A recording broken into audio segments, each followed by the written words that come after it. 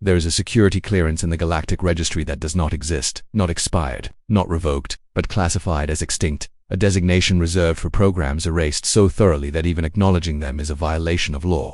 Only one thing has ever triggered it, a simple black tattoo, worn by an ordinary human traveler on an ordinary Wednesday. A routine scan should have taken 4 seconds. Instead, it crashed an entire station's security grid and summoned a warship within the hour. 40 years of galactic history says humans have no secrets left to keep. 40 years of galactic history is wrong. The Keshvanta Transit Authority processed roughly 200,000 travelers a cycle, and in the 11 years security officer Drell Armanet had worked its gates, he had learned exactly one unshakable truth about the galaxy. Nothing interesting ever happened on a Wednesday. Drell was Terran, a species built low and broad, with 3-fingered hands built for precision work and an inherited nervous system that ran slightly hotter than most, which was either why Terran made excellent security officers or why so many of them retired early with stress conditions. He liked to think it was the former. His supervisor, a stern old Terran named Voss, liked to remind him it was probably both. The transit hub itself was a marvel, a kilometer-wide ring station suspended in the calm space between 2 trade lanes. Its interior lit gold and blue, corridors humming with the low murmur of 40 different species passing through customs, cargo bays, and diplomatic lounges. It had stood for 3 centuries without a single major incident. Drell liked that record. He took a quiet, unglamorous pride in maintaining it. Humanity, for context, was still new to all of this. 40-some years since first contact. Long enough to have opinions about them, not long enough to have settled on which opinions were fair. The general consensus among the older species was polite condescension. Humans were loud. Humans were emotional. Humans fought each other constantly and somehow still found time to be friendly to strangers, which nobody quite understood. They were, by galactic standards, still children, enthusiastic, occasionally reckless, mostly harmless. Drell had processed maybe 400 human travelers over the years. Tourists, traders, the occasional diplomat, never a problem. He had no reason to expect this Wednesday to be any different. Then a woman named Elena Castillo walked through Gate 11, and Drell's entire understanding of what harmless meant quietly came apart at the seams. She didn't look like anything. That was the first thing Drell would tell people afterward, when he was allowed to tell people anything at all. Average height, simple gray travel clothes, a single duffel bag slung over one shoulder. She smiled at him, that unsettling human habit of showing teeth to indicate friendliness rather than aggression, and handed over her identification without being asked. "Morning," she said, "or whatever this counts as out here." "Credentials," Drell replied, keeping his voice flat and professional. Small talk was not part of the procedure. Her ID checked out clean. Elena Castillo, human citizen of a place called Ontario, 41 years old. Occupation, agricultural logistics consultant. Destination, a mining colony. 3 jumps out for what her paperwork described as a routine supply chain audit. It was, on its face, the most boring travel itinerary Drell had processed all month. He should have waved her through. Every indicator on his scanner said routine. But there was something in the way she stood. Weight balanced evenly on both feet. Eyes tracking the room in slow, methodical sweeps that had nothing to do with tourist curiosity. That made the hot, anxious part of Drell's Terran nervous system quietly insist that something here did not add up. "Random secondary screening," he said, gesturing to the scanner ring. "Standard procedure, of course," Elena said, and stepped in without complaint. Cooperative, unbothered, which, if anything, made him more suspicious, not less. The scan ran clean for the first 90 seconds. Bone density, human baseline. Musculature, slightly above human baseline, consistent with regular physical training. Nothing illegal about being fit. Then, on her left shoulder blade, half hidden beneath her shirt, the scanner flagged an anomaly it could not classify. "Do you have any implants or medical modifications?" Drell asked. "Just a tattoo," Elena said, glancing back at him with an easy shrug. "It's old, probably confusing your scanner." She rolled her collar aside to show him.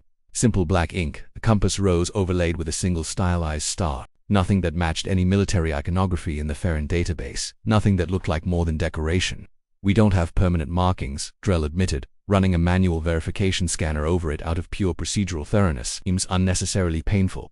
"You get used to it," Elena said. He pressed the scan button, and every screen on his console lit up red at once. Alarms he had never personally heard outside of training drills tore through the checkpoint. His console began spitting error messages faster than he could read them. "Unauthorized cryptographic protocol detected. Clearance tier not recognized. Clearance tier classification predates Galactic Registry. Warning, subject status unknown." The station's AI, a dry, officious system that everyone privately found insufferable, began broadcasting a lockdown notice in 6 languages simultaneously. A containment field snapped into place around Elena before Drell had even fully processed what button he'd pressed. Elena, for her part, sighed the specific, weary sigh of someone who had clearly done this before and stood calmly inside the shimmering barrier with her arms crossed. Yet she said, "That'll happen. That'll happen." Drell's voice came out several registers higher than he intended. Voss arrived within minutes, nostril slits flaring with the particular fury reserved for officers who had somehow triggered a full station lockdown on his watch. Behind him came technical specialists, an intelligence officer from the Galactic Registry Office, and eventually, a very tired-looking station commissioner who wanted very badly for this to not be happening on a Wednesday either. "Explain," Voss said, staring at Drell's aerodal console. "I scanned a tattoo," Drell said. "It came back as encrypted military identification, from before the humans made official contact." The room went quiet in the particular way rooms go quiet when everyone present is doing the same uncomfortable math at once. "That's not possible," the intelligence officer said slowly. "Humanity's first contact protocols are the most heavily documented in the registry. There is no record of prior military activity in this sector." "There wouldn't be," Elena said from inside her containment bubble, sounding almost apologetic about it. "That's kind of the point of a classified program." What followed was, by Drell's estimation, the strangest 90 minutes of his professional life. Elena Castillo, if that was even entirely her name, which nobody in the room was fully convinced of anymore, explained, with the calm patience of someone reciting something she'd explained many times before, that decades before humanity's official galactic debut, Earth had already known the galaxy existed. Long-range signals, old debris, the occasional unexplained anomaly in the outer system, enough fragments for a frightened, ambitious species to start asking questions it wasn't ready to have answered publicly, so a program had been built to answer them quietly. Small teams, deep cover, no official mandate, because officially none of this had ever happened. "We called it the Coastal Watch," Elena said. "Not because we watched coastlines, because that's what you do when you don't know what's coming out of the water. You stand on the shore, and you watch." "You were an intelligence operative," Voss said, still staring at his readouts like they might apologize and rearrange themselves into something less alarming. "I was a lot of things," Elena said. "Mostly I was careful. That's the job. You watch, you listen. You never let anyone know you were there. When Earth made first contact officially, the whole program got shut down overnight, records sealed, operatives given new lives, new names, new careers that had nothing to do with anything." She glanced down at the containment field with something like fond exasperation. Deactivating the biomarkers was supposed to be part of that. Should have been simple. It wasn't. For some of us, the encryption's too deep in the skin now. Can't remove it without killing the person wearing it. So you've been walking around the galaxy for 40 years with active military-grade encryption embedded in your body, the intelligence officer said, and no one noticed until today. "Most scanners aren't sensitive enough to catch it," Elena said, and for the first time, looked directly at Drell. "Yours was. That's either very bad luck for me, or you're better at your job than you give yourself credit for." Drell did not know what to do with that. The real weight of the situation arrived 50 minutes later, in the form of an unscheduled Earth military vessel requesting emergency docking clearance, a request accompanied by authorization codes that made even the intelligence officer's antennae go rigid. The woman who stepped off that ship was smaller than Drell expected and somehow more unsettling for it. Dark uniform, no unnecessary insignia, the specific quiet stillness of someone who had long since stopped needing to raise her voice to be obeyed. "Commander Adora Bello," she introduced herself. "Earth's strategic oversight." She did not ask permission to enter the quarantine wing. She simply walked, and everyone else got out of the way. "Castillo," she said, when she saw Elena standing calmly inside the containment field. "Commander," Elena replied, straightening slightly. "Been a while. You crashed an entire transit station's security grid. In my defense, I didn't touch anything. Their scanner found me."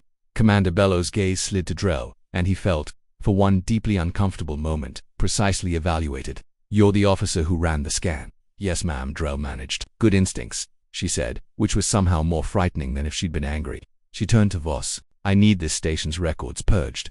All scan data, all incident logs, all backup copies. This falls under a standing galactic security exception for classified pre-contact material. I have the documentation." Voss, to his credit, argued for exactly as long as his professional dignity required before conceding. Paperwork was produced. Signatures were demanded. Non-disclosure agreements, genuinely alarming ones, were placed in front of Drell and quietly, carefully explained to him in language that left no room for misunderstanding about what would happen if he ever spoke of this again. He signed. What else was there to do? But it was the quiet conversation afterward, the one nobody officially logged, that Drell would remember for the rest of his career. While the technical teams worked to scrub the station's systems, Elena asked for a moment, and Commander Bello, after a long look, allowed it. She found Drell in the observation corridor outside quarantine, staring out at the calm, ordinary stars beyond the station's hull like they might explain something the last 2 hours hadn't. "You did good today," she said. "For what it's worth, I nearly caused a diplomatic incident. You caught something nobody else in 40 years has caught, she said. That's not nothing. Most people see a tattoo and see ink. You saw a tattoo and asked, why doesn't this make sense? She paused. That's rarer than you'd think. In any species, why are you telling me this? Alina considered the question seriously, the way she seemed to consider most things, because in a few minutes I'm going to walk onto that ship, and this is going to become something that officially never happened. And somewhere down the line you're going to spend a long time wondering if it actually did.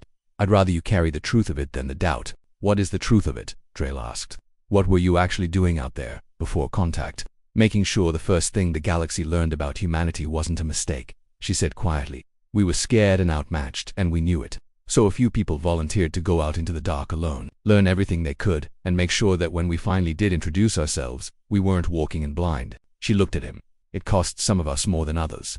I got a tattoo I can't remove and a security clearance that technically doesn't exist anymore.